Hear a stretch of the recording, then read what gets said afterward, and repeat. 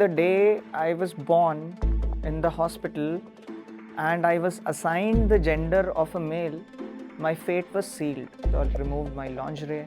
When I looked in the mirror, I didn't see my reflection. जो भी किन्नर वहाँ पे रहती थी, they were all involved in prostitution. एक बार एक किन्नर ने सपना दीदी को बोला कि ये क्यों बैठी है यहाँ पे, इसको भी ले चलते हैं साथ। मेरा बचपन से एक सपना था to be a pilot, but ये सपना पूरा नहीं हो पाया। तब मैंने डिसाइड किया कि आई हैव टू चेंज, कुछ तो चेंज करना पड़ेगा, वरना ऐसे लाइफ नहीं जी पाऊंगी। Hello, I am Naina Menon. I am a proud 35-year-old trans woman. I come from a middle class family. My father was in the government service and my mother was a school teacher. I belong to Trivandrum, Kerala, but I have mostly studied in Delhi and I completed my graduation from Bangalore. A few years back, probably a decade back, this was not who I was and I was hidden in the guise of a small boy. मैं 8 साल की थी। Mummy कहीं घर से बाहर गई हुई थी, पापा ऑफिस में थे और मुझे मम्मी के रूम की अलमारी दिखी और मुझे तब याद आया कि उस अलमारी में मैंने एक फ्रॉक देखी थी जो बहुत सुंदर सी थी, फ्लोरल डिज़ाइन का था और ऑरेंज कलर का था प्रॉब्ली, अगर मुझे सही याद है तो। मैंने वो फ्रॉक निकाली और पहले शीशे पे जाके उसको देखा। मैंने टाइम देखा घड़ी पे और फिर सोचा कि मेरे पास 15 से 20 मिनट तो हैं। फिर एक चोर की तरह उस ड्रेस को मैंने पहना, साथ में एक स्टॉकिंग्स था, स्टॉकिंग्स पहना, मम्मी की हील्स लगाई जो मेरे लिए काफ़ी बड़ी थी और पूरे घर का चक्कर लगाया। किचन से लेके बेडरूम, बेडरूम से लेके मेरा बेडरूम, मेरे बेडरूम से लेके ड्राइंग हॉल, ड्राइंग हॉल से लेके बालकनी। और उस दिन शायद मैंने नैना को जन्म दिया। क्लास 9th की बात है शायद। हमारी एक हाउस हेल्प होती थी जो हमारे घर का ख्याल रखती थी, बट उन्होंने मेरा भी ख्याल रखा और नैना का भी ख्याल रखा। साड़ी पहनने का शौक तो था मुझे, पर साड़ी कभी पहनी नहीं थी क्योंकि साड़ी बांधनी आती ही नहीं थी मुझे। जब भी ट्राई करती थी, गोल गोल घुमा के लास्ट में कहीं ऐसे बांध देती थी। सोसाइटी के डर से मैंने ना तो किसी से पूछा कि साड़ी पहनते कैसे हैं और ना ही उस टाइम यूट्यूब या गूगल था जो मुझे बता सकता था कि एक साड़ी पहनी कैसे जाती है। रेशमा दीदी हमारी हाउस हेल्प, एक दिन मैंने बहुत करेज गैदर किया और रेशमा दीदी से जाके अपनी दिल की बात बता दी। दीदी, ये साड़ी मैं पहनना चाहती हूँ, क्या आप मुझे इसे पहनना सिखा सकते हो? दीदी ने एक छोटी सी स्माइल दी और मुझसे पूछा कि क्यों पहनना चाहते हो? तब मैंने बोला, बस दीदी मन है पहनने का। और खुशी खुशी उन्होंने मुझे साड़ी पहनना सिखाया। उन दिनों मेरी स्कूल की छुट्टियां चल रही थी, समर हॉलीडेज चल रहा था, तो मेरे पास काफ़ी दिन थे एंड हर रोज़ जब भी वो आती थी तो सबसे पहला यही काम होता था कि मुझे साड़ी पहना देती थी। कभी कभी मेरे लिए कुछ वेलवेट के चीप ब्लाउसेस भी लेके आती थी वो, एंड मैं भी थोड़ी पॉकेट मनी शेयर कर देता था उनके साथ। शायद मेरे बोर्ड एग्ज़ाम्स के दौरान की बात है ये, जब मेरे पेरेंट्स ने मेरे बैग में एक सलवार कमीज़ देखा। वो सलवार कमीज़ देख के मेरे पेरेंट्स काफ़ी शॉक हो गए थे एंड मुझे काफ़ी डाँट पड़ी थी। इनफैक्ट पिटाई भी हुई थी। मेरे पेरेंट्स ने उस टाइम मुझसे ये नहीं पूछा कि बेटा बताओ प्रॉब्लम क्या है या फिर हमसे डिस्कस करो। उस टाइम मुझे सिर्फ़ इतना बताया गया कि ये गलत है। आप जो ये कर रहे हो ये गलत है, इसको दोबारा मत करना। एक लड़के के बैग से एक लड़की की चीज़ें मिलना डेफ़िनेटली बहुत बड़ी बात थी उन दिनों के लिए। No one discussed what was going on in my mind. No one asked me what I wanted. I feel the day I was born in the hospital and I was assigned the gender of a male, my fate was sealed. School was over. College gave me a new ray of hope since hostel life had its own freedom and I moved to Bangalore. Moving to Bangalore wasn't easy. Shifting to a hostel wasn't easy because I had to share a hostel full of boys. And although I didn't know my sexual orientation at that time, but I still knew that sharing a room with a boy was tough. I had to again suppress my feminine feelings and I had to play the role of a boy for the whole world to see, for my parents and for the world. In 2005, when I joined engineering, social media had started to come up, and I had made my own world through Orkut, Yahoo Messenger, and there were different chat rooms which were available. And I was able to portray myself as a woman. And this was a breakthrough for me because I finally got to know that there were people like me all across the world and I was not alone. But then that's the point when I realized that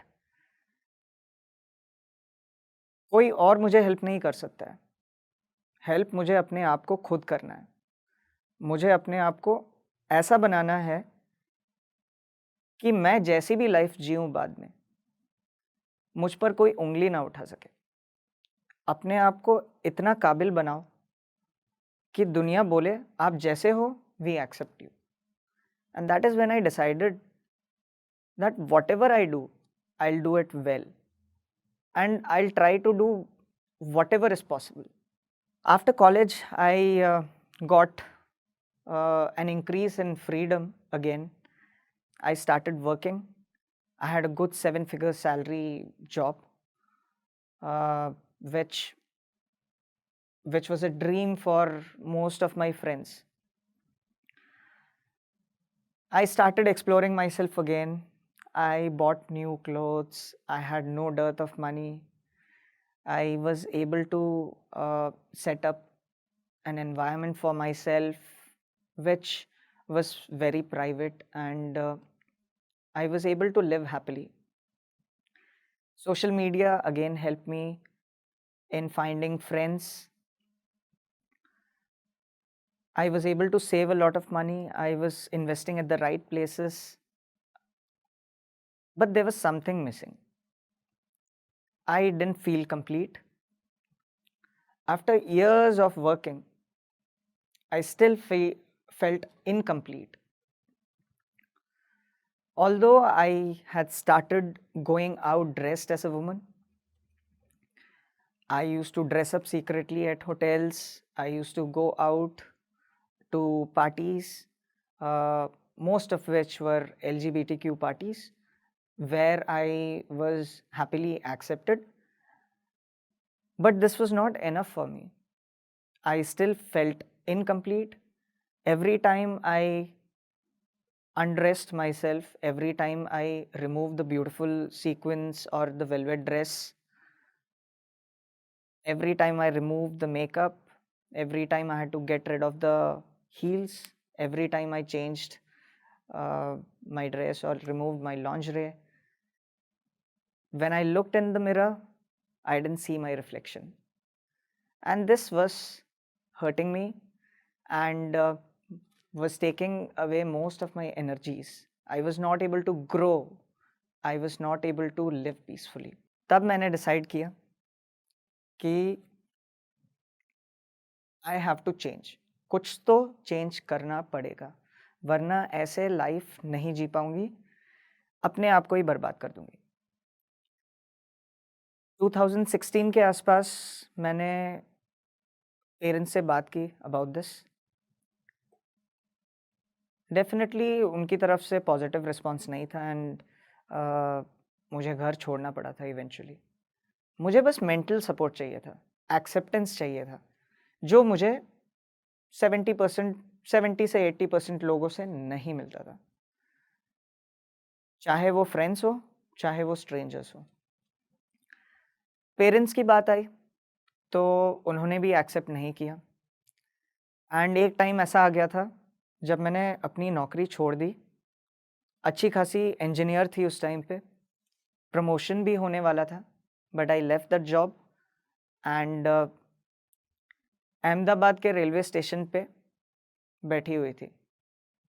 मैंने एक सफ़ेद रंग का सलवार कमीज़ पहना हुआ था and चेहरे पे मेकअप नहीं था, बाल हल्के से लंबे थे, बट कोई मुझे देख के सीधा सीधा पहचान लेता कि ये एक लड़का है, लड़की नहीं है। उसी वक्त एक किन्नर मेरे पास आई, मुझे रोते हुए देखा उन्होंने और उन्होंने पूछा, बेटी क्या हुआ? उन्होंने जब बेटी बोला मुझे तो मैं खुद शॉक रह गई। किन्नरों से इससे पहले कभी मेरा इंटरेक्शन नहीं हुआ था। मैंने उनको अपनी कहानी बताई और फिर उन्होंने मुझसे एक सवाल पूछा, अब क्या करोगी? मैंने बोला, मुझे नहीं पता। तब उन्होंने बोला, चल मेरे साथ, मेरे घर चल। I was a bit scared कि इनके घर जाना चाहिए या नहीं, but that was the only option I had at that time because I had left behind everything, although I had a lot of savings, but I had left everything behind. मैं एक नई शुरुआत चाहती थी और एक नई शुरुआत कर रही थी। सपना दीदी के घर गई मैं, वहाँ पे बाकी किन्नरों से मेरी मुलाकात हुई। उनके घर पे मैंने अलग ही दुनिया देखी।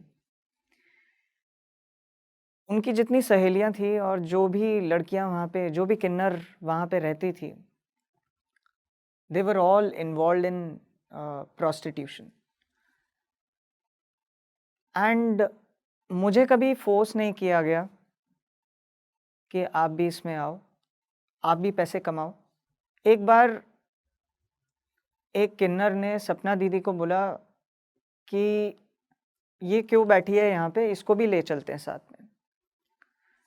तब दीदी ने एक बात कही थी जो आज भी कहती हैं वो, कभी बात होती है तो आज भी कन्वर्सेशन वो उसी चीज़ से एंड करती है, ये कुछ बड़ा करने के लिए बनी है, ये यहाँ से निकलेगी और कुछ बड़ा करेगी, नाम रोशन करेगी। मुझे प्यार से गुड़िया बुलाते थे वो और हमेशा बोलते थे, गुड़िया मेरा नाम रोशन करेगी, गुड़िया कुछ बड़ा काम करेगी। मोरोवर पढ़ी लिखी थी एंड मेरे दिमाग में कुछ कुछ छोटे छोटे एम्स, छोटे छोटे गोल्स थे जो मुझे अचीव करने थे, क्योंकि ज़िंदगी से मैं डेफिनेटली कुछ बेटर चाहती थी एंड उसी की तलाश में मैंने प्रॉब्ली और भी स्किल सेट सीखे, उन लोगों को पढ़ाया, कोशिश किया कि उनका थोड़ा सा अपलिफ्टमेंट हो और इसी के साथ मैं लाइफ में आगे बढ़ी। आई स्टार्टेड राइटिंग, मैं राइटिंग फील्ड में घुसी। कुछ दोस्तों से बात करके मुझे एक जॉब मिली एज अ कंटेंट राइटर। अब मैं इंजीनियर से एक कंटेंट राइटर बन चुकी थी। मैंने दिल्ली शिफ्ट किया एंड दिल्ली शिफ्ट करके I started working as a freelance content writer. धीरे-धीरे मैं एक घोस्ट राइटर बनी। फिर मैंने फ़िटनेस ट्रेनिंग की क्वालिफ़िकेशन ली। ऐसे करके लाइफ़ चलती जा रही थी और मैं साथ में ट्रांज़िशन भी कर रही थी। जब मैं 2019 में एक साइकियाट्रिस्ट के पास गई थी, तब उन्होंने मुझे बताया कि यू हैव जेंडर डिस्फोरिया। तब मुझे प्रॉब्ली एक जवाब मिला था मेरे डायलेमा का, जो बचपन से था, ऑलमोस्ट 30 साल की उम्र पे। उससे पहले 2 बार साइकियाट्रिस्ट के पास जा चुकी थी मैं। एक था 2012 में और एक था 2015 में। दोनों बार मेरे को ये बताया गया कि आपकी मानसिक हालत सही नहीं है। आपको ट्रीटमेंट की ज़रूरत है, आपको दवाइयों की ज़रूरत है। So when this thing happened in 2018-19, it was a sigh of relief for me. मेरे लिए बहुत बड़ा रिलीफ था कि किसी ने तो कुछ जवाब दिया मेरे इस प्रॉब्लम का। साथ ही साथ मेरा ट्रांजिशन स्टार्ट हो गया और मेरे स्किल्स डेवलप होते रहे। मैं एक कंटेंट राइटर बनी, घोस्ट राइटर बनी और एक फिटनेस ट्रेनर बन गई। फिर भी कुछ लग रहा था कि लाइफ में करना बाकी है, जो मुझे प्रॉब्ली आज भी लगता है। दुनिया से ओपन हो चुकी थी, एक लड़की की ज़िंदगी जीने लगी थी। सलवार कमीज़ पहन के या साड़ी पहन के बाहर निकलना मेरे लिए एक बड़ी बात नहीं थी अब। अब चाहे कोई मेरे बारे में कुछ बोले भी तो मैं कॉन्फिडेंटली अपना सर ऊँचा करके चलती थी। बट फिर भी एक फैमिली की कमी थी। मैं बड़ी बहन, छोटी बहन, मासी, इन सबको सोशल मीडिया से छाँट लेती थी। जिनसे भी थोड़ा-सा दिल लग जाता था, मैं सीधा-सीधा बोल देती थी, आप मेरी दीदी हो या आप मेरी मासी हो। मेरी एक इंग्लिश टीचर हुआ करती थी। उनसे टच छूट गया था। उनको मैंने बहुत ढूँढा, गूगल में बहुत सर्च किया, काफ़ी साल लग गए और फाइनली मुझे किसी तरह उनसे कनेक्ट हुआ। उनसे मैं मिली।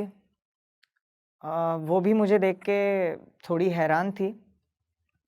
इनिशियली आई डोंट नो, शायद मिलना भी चाहती थी कि नहीं, पर डेफ़िनेटली वो प्यार उनके दिल में मेरे लिए हमेशा से था। मैं एक अच्छी स्टूडेंट रही थी उनकी, तो उन्होंने हैपीली मुझसे मिलने का प्लान बनाया। उनसे मिली, बड़ी खुशी हुई और उनके 2 बेटे मिले मुझसे और एक वे में उन्होंने मुझे अपनी बेटी मान लिया है और अब वो बड़े प्राउडली बोलती है कि 2 बेटे हैं मेरे और एक बेटी की कमी थी, जो नैना ने पूरी कर दी है। देन मुझे याद आया, मेरा बचपन से एक सपना था, to be a pilot. But ये सपना पूरा नहीं हो पाया because there were some restrictions, some rules and regulations regarding trans women in flying और as a matter of fact transgenders के लिए। ये बात सामने तब आई मेरे, जब मैंने इंटरनेट पे एक ट्रांस मैन की कहानी पढ़ी थी, जिनका नाम है एडम हैरी। एंड उस टाइम पे मैंने काफ़ी कोशिश की कि मैं उनसे टच में हो जाऊँ, बात करूँ उनसे, उनका एक्सपीरियंस जानूँ कि उन्होंने क्या स्टेप्स लिए पायलट बनने के लिए। Because he had gone to South Africa or somewhere to fly, and when he had come back to India, he had to face a lot of rulings and regulations, जिनकी वजह से वो अपनी flying continue नहीं कर पाए। तो ये सपना अगेन मैंने जो सोचा था कि अपने सेविंग्स से probably I will start flying, वो भी ठप हो गया। देन पिछले साल की बात है, अराउंड अगस्त सितंबर, जब अगेन मैंने एडम हैरी की न्यूज़ पढ़ी और मैंने देखा कि कुछ सेट ऑफ रूल्स नए आए हैं रिगार्डिंग ट्रांसजेंडर्स फॉर फ्लाइंग। और जब उन सेट ऑफ रूल्स को मैंने चेक किया तो I was meeting that criteria. तो मुझे लगा कि शायद मेरा सपना सच हो सकता है। मैंने इमीडिएटली ग्राउंड सब्जेक्ट्स होते हैं, कुछ सब्जेक्ट्स होते हैं जो आपको पास करने होते हैं, पढ़ के उनका टेस्ट देना होता है, डीजीसी अप्रूव्ड होता है, एंड ये पास करने के साथ साथ आपको फ्लाइंग करनी होती है। इनिशियली मुझे इन टेस्ट पे बैठने का ग्रांट मिल गया। मैंने अराउंड 2-3 महीने पढ़ाई की। मुश्किल था, बट सिंस मैं एक साइंस बैकग्राउंड से हूँ तो मुझे थोड़ी आसानी हुई। एंड ये सब्जेक्ट्स मेरे क्लियर हो गए। एक और ग्रीन सिग्नल मिल गया मुझे। अगला स्टेप था किसी एक फ्लाइंग स्कूल में दाखिला लेना। अब मैंने इंडिया के सारे फ्लाइंग स्कूल सर्च किए और जिसमें मेरा फिनेंसेस, जिसमें मेरे पैसे थोड़े बच जाएं, ऐसे कुछ फ्लाइंग स्कूल्स ढूंढे और दाखिला कराया। मुझे पहले स्टेप में स्टूडेंट पायलट्स लाइसेंस मिला और रिसेंटली अभी मुझे प्राइवेट पायलट्स लाइसेंस मिल चुका है। इसके लिए काफ़ी कड़ी मेहनत लगी, काफ़ी नंबर ऑफ आवर्स कंप्लीट करने होते हैं, दिमाग में चेक्स याद रखने होते हैं, रात को लेटे लेटे भी एयरक्राफ्ट, जो मेरा एयरक्राफ्ट है सेस्ना 152, उसके बारे में सोचती रहती थी। बट ये करने में मज़ा आ रहा था क्योंकि ये हमेशा से मेरा पैशन रहा है और मेरा ड्रीम रहा है। जब बाकी बच्चे पबजी और अलग अलग टाइप के गेम्स खेलते थे, मैं सिर्फ फ्लाइट सिमुलेटर गेम खेलती थी। और ये अभी की बात नहीं है, ये 2004-5 से, जब से मेरे पास कंप्यूटर था तब से मैं सिर्फ फ्लाइट सिमुलेटर ही खेलती थी। और मेरा सपना प्रॉब्ली इतना ज़्यादा दिल से मांगा था मैंने कि आज साकार हो गया। और फ्लाइंग मुझे ऐसे ही नहीं मिली है। पहले मैं कुछ और बनी, फिर कुछ और बनी, फिर कहीं और से रास्ता ढूंढा, फिर कहीं से डिटूर लेके घूम के फिर आई हूँ अपने जहाज़ तक। तो आज मैं नैना मेनन, एक इंजीनियर, एक राइटर, एक फिटनेस ट्रेनर और एक पायलट, और सबसे ऊपर की बात, एक प्राउड ट्रांस वुमन, आपके सामने अपनी कहानी सुना रही हूँ। मैं चाहती हूँ कि मेरे कम्युनिटी में जितने भी लोग हैं वो एजुकेशन और स्किल्स पे ज़्यादा ध्यान दें। ऐसा नहीं है कि आप टॉपर बनो, मैं कभी टॉपर नहीं थी। मैं इनफैक्ट पहले 5 या पहले 10 में भी नहीं थी, हमेशा बीच में कहीं रहती थी। 3 इडियट्स मूवी में आमिर खान बोलते हैं, काबिल बनो, कामयाबी अपने आप झक मार के आएगी। तो बस वही मोटो आपको फॉलो करना है लाइफ में। मैं चाहती हूँ मेरे कम्युनिटी के मेंबर्स जितने भी हैं, जहाँ कहीं भी हैं, पढ़ाई पे ध्यान दें, नई नई चीज़ें सीखें और अपने आप को और काबिल बनाएं। प्रोस्टिट्यूशन या बेगिंग एक ओनली रे ऑफ होप नहीं होना चाहिए आपके लिए। धीरे धीरे गवर्नमेंट हेल्प करेगी, धीरे धीरे चीज़ें आएंगी, अपलिफ्ट होगा चीज़ और चीज़ें बेहतर बनेंगी। बट सिर्फ एक साइड से नहीं हो सकता है, ये आपकी तरफ से भी कुछ एफर्ट होना चाहिए। जिस दिन आप रियलाइज़ करोगे कि लाइफ में आप अपने आप को खुद हेल्प करोगे, उस दिन उस दिन आप कहीं ना कहीं पहुंचोगे. They say God helps them who help themselves, and I think we all should follow that.